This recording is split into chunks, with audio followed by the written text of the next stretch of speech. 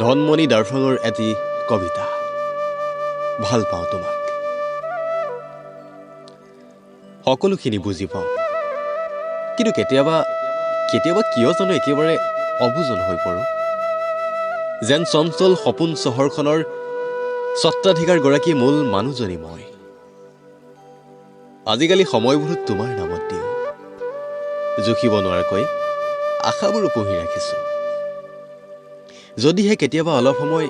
মৌনতা স্থলত আনটো ফলকত বিলীন হওঁ তোমাৰ ঠিকনাত মাজনিশা মুকলি আকাশৰ তলত মৰমৰ টোপোলাটো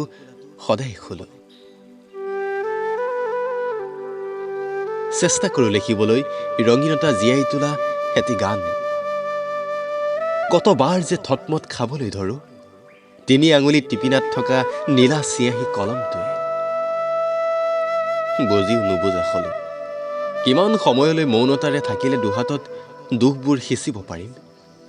কাৰণ বিচাৰি থাকোঁ সপোনৰ সোপান আবেগৰ বশৱৰ্তীয়ে কেতিয়াবা বৰকৈ কন্দুৱাই মাৰিও জানোচা হেৰাই যাব লৈছে তোমাক আজৰি অনা নতুন ঠিকনা আমিতো বুজি পাওঁ ন প্ৰেমেইতো পৃথিৱীৰ সৰ্বস্ব নহয় তথাপিও দেখোন ঠন ধৰি উঠা আমাৰ নতুন উশাহবোৰে প্ৰেমৰ বুকুত জীৱন শিপাবলৈ দিছে আচ্ছা শুনা না তুমি জানো কেতিয়াবা সুধি চাইছা আকাশৰ বিশালতা কিমান